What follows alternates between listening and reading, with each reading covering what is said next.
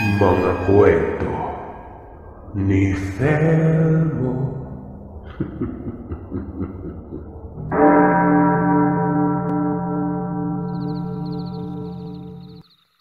Mapagpalang araw sa inyo, Sir Seth, at sa lahat ng mga subscriber mo. Ako po si Argos, tubong Paniki, Pampanga. Pero dito na sa Misamis Oriental lumaki at nakatira.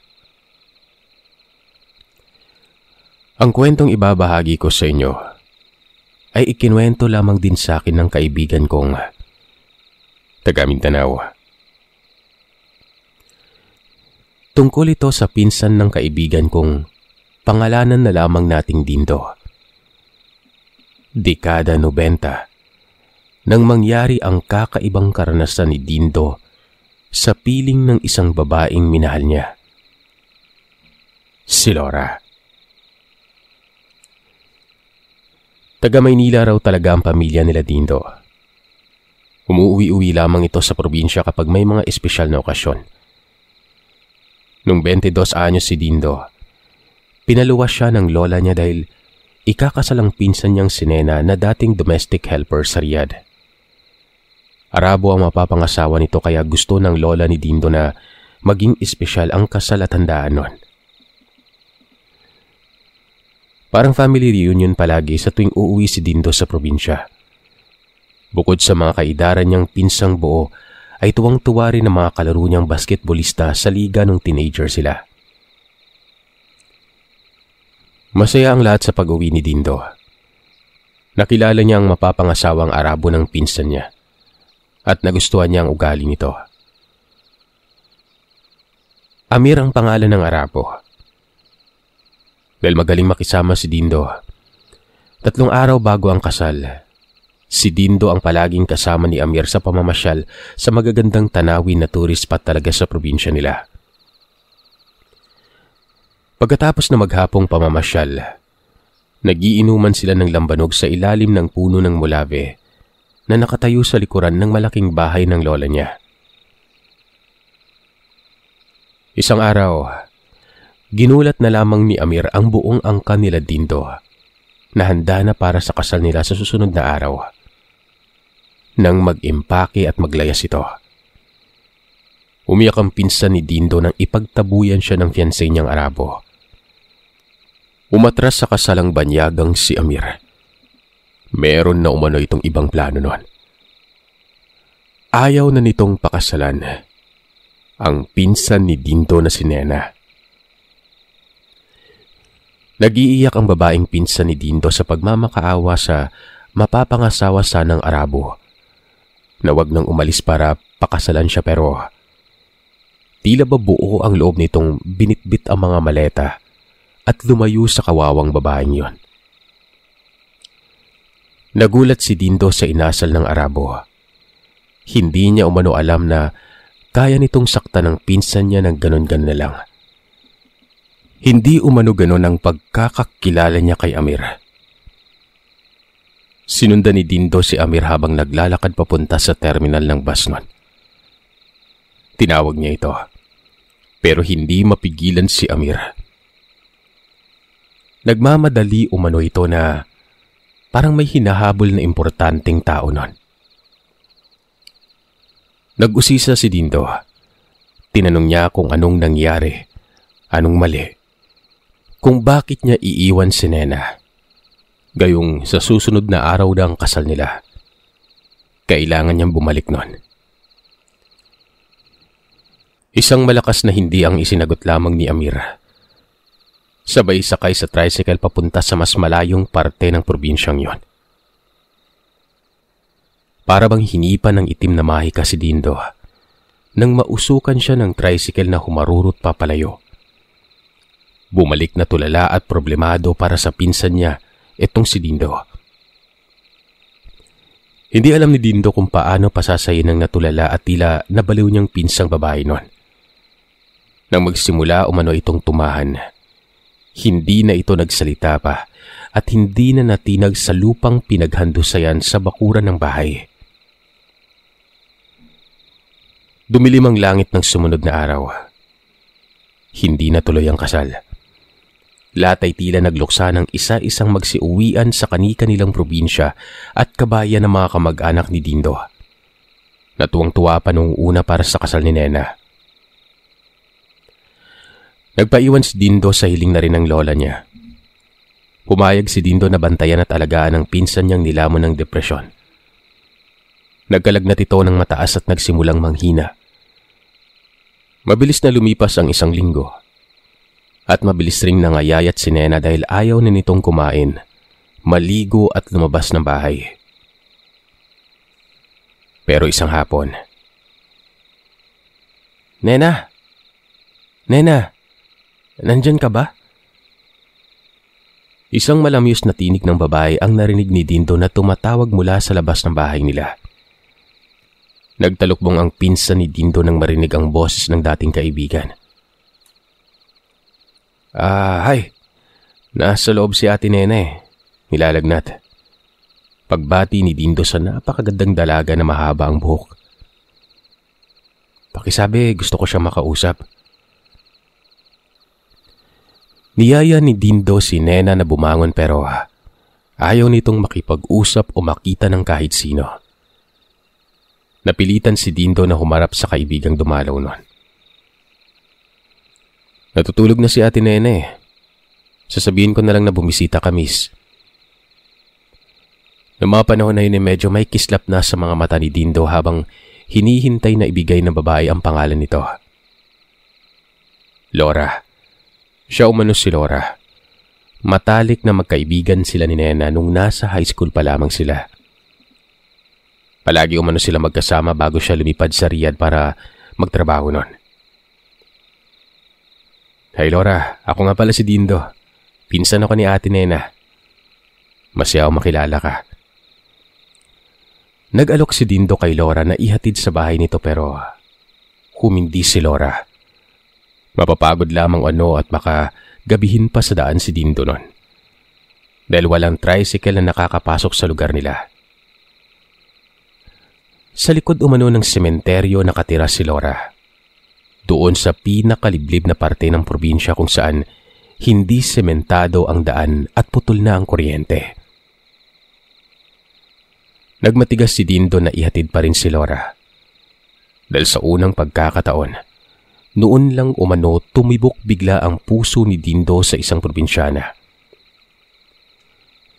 May alindog umano si Laura na kahali-halina para itong may taglay na gayuma sa tuwing tititig sa mga mata ni Dindo. Wala nang nagawa pa si Laura. Pumara si Dindo ng tricycle at nagpahatid hanggang sa dulo. Nang makababa sila ng tricycle, wala na halos araw noon. Nasa mag-aalas 5 na raw noon nang sipatin ni Dindo ang relo niya pero parang gabi na sa masukal at gibagibang daanan papunta sa liblib na bahay nila Laura. Matapos ang halos 20 minutos na paglalakad, may napansin umano si Dindo. Alam mo Laura, nakapunta na ako dito sa lugar na to. Talaga? Kailan? Pangiting tanong ni Laura. Nung pinasyal ko si Amir, yung Arabo na nang iwan sa ere sa pinsan ko. Dito ko siya dinaan nung nagpunta kami sa Lagaslas malapit sa lumang kuweba. Natigilan umano bigla si Laura at biglang nalungkot para sa kaibigang si Nena. Hindi niya dapat iniwanan si Nena. Alam kong mahal na mahal siya ng kaibigan ko. Hindi niya dapat pinaglaruan ng damdamin ni Nena. Magbabayad siya. Pabulong na tugon raw ni Laura nun. Lumipas ang 30 minuto pa na paglalakad. Napansin ni Laura na hinihingal na si Dindo sa pag-iwas sa mga bako-bako at butas-butas na daanan. Si Laura na lamang umano ang nagpasya na uuwi na lamang siyang mag-isa sa kanila. Pinauwi na niya si Dindo dahil baka gabi nito sa daan. Napakadilim pa naman ng lugar na yon sa tuwing sasapit ang gabi, lalo kung walang buwan na magsisilbing ilaw sa buong kadawagan. Pero ayaw sumuko ni Dindo. Natigilan lamang umano si Dindo sa paglagpas nila sa lumang sementeryo. Nagsimula sa mga mahihinang ungot na lumakas ng lumakas at naging ihit na mga baboy ang halos bumingi sa mga tenga ni Dindo nun.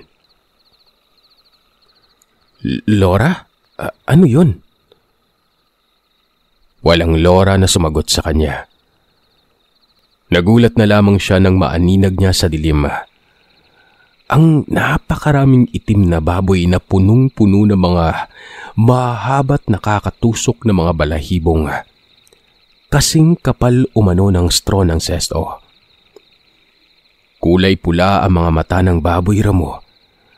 At higit sa lahat, hindi pangkaraniwan ang bibig ng mga ito. Meron umano itong mga sungki-sungking matatalim na pangil. Napaatras si Dindo pero naisip niya si Laura. Hindi niya makita sa dilim ang napupuso ang dalaga nun. Laura, nasan ka na? Nandito ako, Dindo. Nakita umano ni Dindo na nasa loob ng sementeryo ang dalaga at nakatapak sa isang mataas na nicho. Kumaway ito kay Dindo. Niyaya siyang lumayo sa mga baboy ramo na yon. Pero sa pagmamadali at sobrang takot ni Dindo, may natapakan siyang tila bitag sa loob ng sementeryo. Nahulog siya sa isang malalim na hukay. Hindi niya umano inakala na may hukay sa lupa dahil natatakpan na ito ng mga gumagapang na damo. Tumama ang ulo ni Dindo sa patulis na bato sa pinakailalim ng hukay at kasabay ng paglagatok ng mga buto niya sa bewang, pinanawan na siya ng ulirat. Nagising si Dindo sa malakas na tapik sa mukha niya. Bahagya siyang napadilat at nagulat sa nakitang lalaking nanggising sa kanya. Ang Arabong si Amir. Siya ang tumapik sa kanyang pisngi. Gusto sanang tumayo ni Dindo mula sa pagkakahiga sa papag nang bigla siyang magulat nang makita niyang pumasok sa kubo si Laura. Nakulay puti na ang buong buhok at wala nang suot na pang-itaas nun. Hinalikan ni Laura si Amir. Humalakhak sa tuwa ang Arabo. Nakita ni Dindo kung paano himasin at yakapin at halikan ni Amir si Laura sa buong mukha at katawan nun. Parang mga batang nagtakbuhan umano sina Laura at Amir papalabas ng kubo. Naguluhan si Dindo. Hindi niya alam kung panaginip lamang ang lahat o talagang wala siyang lakas para tumayo at gumalaw. Ni hindi umano siya makapagsalita. Ang huli niyang natatandaan ay ang pagpasok sa kubo ng mga kababaihang may mahabang puting buhok. Binilang niya ang mga ito. Mahigit umano sa 10 babae. Lahat walang suot na pang-itaas. Tanging sarong lamang ang suot na pang-ibaba nun. May dinasal umano ang mga ito, kasabay ng malakas na pagpagaspas ng tila malaking agila mula sa labas ng kubong yon. Sinipat niya sa siwang sa dingding kung ano yung lumilipad na paikot-ikot sa lumang kubo na inadornuhan ng mga buto ng hayop at mga pinatuyong halamang gamot. Nangilabot si Dindo nang makakita ng tila malaking paniki na malapad pa umano sa payong ang mga pakpak na itim ang kulay at nababalutan ng mga tinik na balahibo. Aswang. Ito ang unang binanggit ni Dindo sa utak niya, habang tila sinasamba siya ng mga babaeng puro uban ng buhok nun. Maya-maya pa ay muling bumalik si Laura sa loob ng kubo at pinalabas sa mga kababaihan. Kumuha ito ng isang baso na may laman na itim na tubig. Inumin mo ito, sabi ni Laura. Garalgal ang boses nito pero napakaganda pa rin ang mukha. Umiling si Dindo at pilit na umiwas kay Laura. Tinitigan lamang ni Laura si Dindo. Umabot halos ng 16 na segundo. Maya-maya pa ay narinig niya raw na sumigaw si Laura sa mga kababaihang nasa labas ng kubo nun. "Buhay pa ba ang Arabo?" Garalgal na sigaw ni Laura. Nag-ingay at nangalampag ang mga nasa labas ng bahay. "Alam niyo na ang gagawin." Laslasin ang sikmura. Simula ng kapistahan. Sambit ng babae.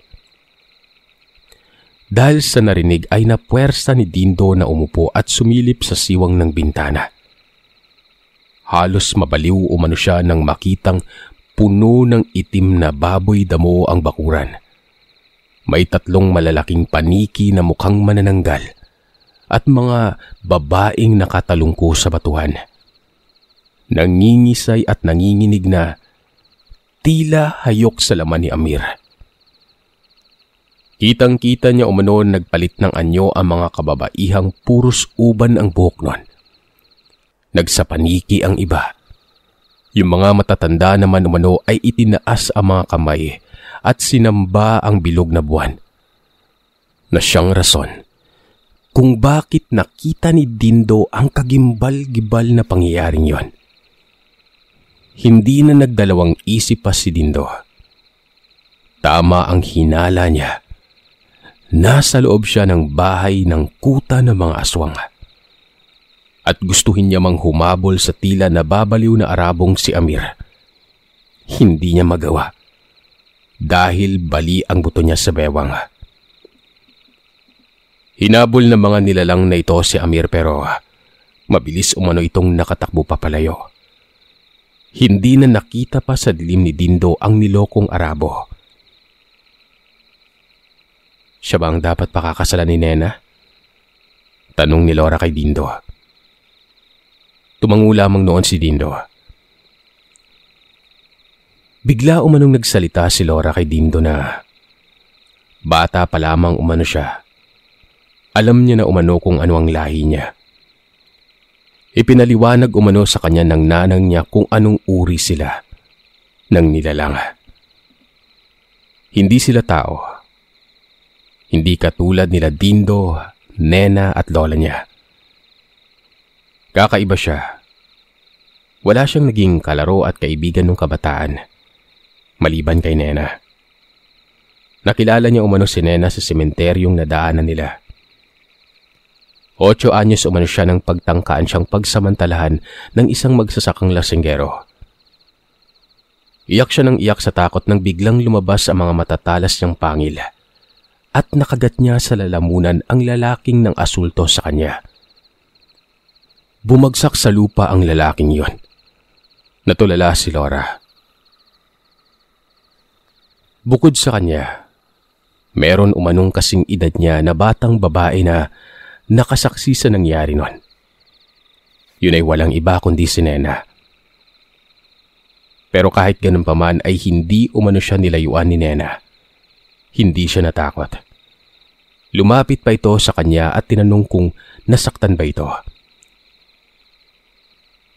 Umiyak si Laura nang maramdaman na may malaking tipak ng karneng nakasubo sa kanya. Pinaluwa sa kanya ni Nena ang sariwang laman. Niluwa niya naman umano, kahit nagustuhan niya ang lasa nun at pakiramdam sa loob ng bibig niya. Hinatid siya ni Nena sa bahay na yon. Napagalitan siya ng kanyang nanang kung bakit daw siya lumalayo nun. Tinawag pa siyang malandi sa batang edad pero nung subukan niyang mga tuwiran ay tinampal siya ng tatang niya. Nalaglag siya umano sa hukay nun.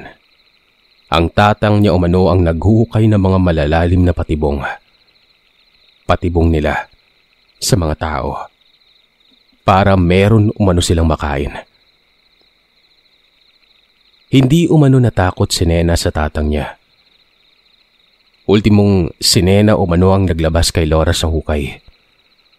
Kaya magmula noon ay naging magkaibigan sila. Pinilit ni Nena na mag-aral si Laura. Sumama sa kanya si Laura kahit na tumatakas lamang ito mula dito sa kuta na kung tawagin ni Laura ay kutang impyerno ng bangkilan. Lumuluha pa umano si Laura nang masabi niya yung salitang yon. Dagdag pa ni Laura, isa siyang bangkilan. Mula sa kanononoan niya hanggang sa kanya, nananalaytay ang dugong itim ng sinumpang lahi niya. Nung high school siya ay maraming nagkakagusto sa kanyang kalalakihan. Pero si Nena na ang nagsabi na huwag silang patulan dahil baka mapahamak sila. Dito ay napatanong si Dindo kung bakit niya inahas si Amir na mapapangasawa mismo ng kaibigan niya. Ayon kay Laura, hindi niya umano kailanman nagustuhan si Amir. Ginamit niya umano ang kanyang abilidad para gantihan ito sa panloloko niya sa kaibigan niya. Hindi makapaniwala sa narinig niya si Dindo. Paanong naging manloloko si Amir? Paano niya niloko si Nena? Nagpatuloy sa pagpapaliwanag ang bangkilan. Ilang bangkilan na umano ang niligawan nito at ginamit. Nasa 3, 5. Lahat ay gustong asawahin ni Amir. Kahit na matagal na siyang nakatakdang ikasal kay Nena. Nang magsumbong umano sa kanya ang kapwa niya bangkilan nun, sinabihan niya mga ito na huwag paslangin ng Arabo dahil nga ikakasal ito kay Nena. Kaya naman ang ginawa ni Laura, siya na mismo ang bumihag kay Amir. Inakit niya ito at sinadyang ilayo kay Nena. Sa mismong araw na yon gawa ng hindi karapat-dapat ang Arabo sa dalisay na pag-ibig ng kaibigan niya. Iniwanan ni Laura si Dindo at matagal na lumipas ang bawat sandali. Hindi nagtagal. Nawalan ng malay si Dindo. Nagising na lamang siya nang turukan siya ng dextro sa may emergency room. Nakita niyang nakatayo sa tabi ng kama niya ang pinsang si Nena nun. Nagro-rosaryo naman ang lola niya habang nakaupo sa tabi niya. Nagsipagdatingan ng mga nurse at doktor at pinayuhan si Dindo na magpagamot ng bali sa bewang sa Manila. Pero bago siya ilipad ng mga kapamilya niya, pabalik sa Manila nun, kinausap niya muna ng masinsinan ang pinsan niyang si Nena. Nasaan si Laura? Si Laura ang nagatid sa'yo dito sa ospital, Dindo. Totoo bang isa siyang bangkilan? Oo, isang bangkilan si Laura. Kaya madali kang nagkagusto sa kanya. Mataas na uri ng aswang ang mga bangkilan. Pinaniniwalaang sila ay mula sa hanay ng mga kadatuan. Hindi sila basta-basta ordinaryong halimo ng dilim, Dindo. Mataas na uri ng aswang si Laura. Nakakahigit sila sa lakas at bangis ng ibang uri ng aswang. Biglang sumingit sa usapan ng lola ni Dindo noon. Pabulong itong nagkwento sa apo niyang nakaratay. Ayon sa kanya, sa ibang kwento ay ang mga ganitong uri ng aswang ay ang mga babaylan na naging asawa ng Diyos ng kasamaan. Sinasabing ang mga bangkilan ay maganda at mapanganib. Pinakamalakas na katangian nila ang alindog nilang hindi mo makakalimutan at matatalikuran. Para silang may gayumang taglay sa bawat titig at salita nila sa iyo. Magagandang dilag na may kakayahang magpatubo ng pakpak ng paniki at matatalim na kuko at pangil. May kakayahang magpalit-palit ng anyo kagaya ng malaking baboy ramo at iba pang mababangis na hayop. Bilang mataas na uri ng aswang, may kakayahang gawing aswang ang tao sa pamamagitan ng paghalik rito. Sa pamamagitan ng paghalik ay isinasalin ng bangkilan ng itim na itlog o yung sisiw nun. Sabi naman ng iba, ibon.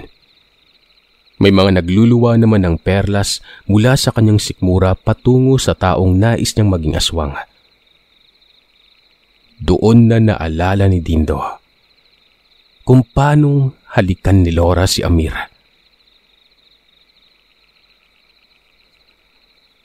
Kalimutan na natin si Amir. Nakalipad na siya pabalik sa Riyadh. Hayaan na natin siya. Mabait na tugon ng pinsan ni Dindo noon. Halos 1 linggo bago nakakuha ng flight pabalik sa Manila si Dindo, sa tulong ng mga kapamilya niya. Nang dinala na siya ng airport ay nagpakita umano si Laura kay Dindo sa parking lot. Kumaway ang magandang babae na ito at sumenyas ng ingat ka. Magmula noon ay mas lalong hindi nakalimutan ni Dindo ang napakagandang babae. Sa awa ng Panginoon, matapos ang ilang taon na gamutan, nakalakad na ulit si Dindo. At kahit halos nakabaston na lamang ito sa paglalakad ay ayaw pa rin itong magpaawat sa pangarap niyang gawin. Ang dalawin si Laura sa bahay nito at alayan ng bulaklak bilang pasasalamat sa pagliligtas sa buhay niya at sa pinsan niyang si Nena. Pinagbigyan siya ng pamilya niya at sinamahan siyang bumalik sa probinsya matapos lumipas ang ilang taon. Para protektado sa mga aswang, bumiyahe sila buong pamilya noon. Pagdating sa probinsya, hinanap niya kagad si Laura kay Nena. Patay na si Laura. Tila naupos na kandila si Dindo nang marinig ang balitang itinago ni Nena sa pinsang na pamahal sa kaibigan niyang bangkilan. 1 taon matapos umanong umuwi sa Manila ni Dindo, natagpuan ang bangkay ni Laura sa sementeryo. Nakahubad ito at tila inasulto bago pinaslang. Hindi malaman kung napatay si Laura nang sumalakay ito bilang bangkilan o sadyang pinagsamantalan siya habang tirik ang araw at malayo sa mga kalahi niya. Magmula noon, hindi na ulit nagmahal pa si Dindo. Ginawa niyang panata na ipagdasal ang babaeng pinakamamahal niya. Kahit na isa pa itong aswang.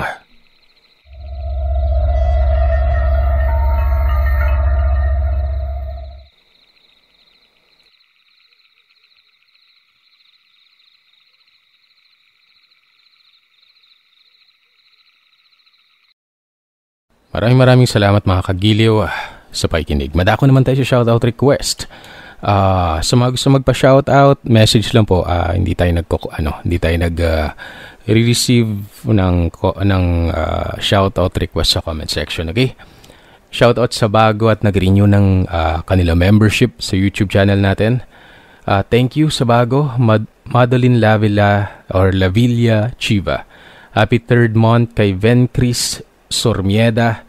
And, lakin nga natin, di ko mabasa. Happy 5th, Evelyn Bunganay. Happy 6th, Salvador Amagan. Happy 8th, TJ Salazar. Happy 11th, Joseph Esteban and Ikay.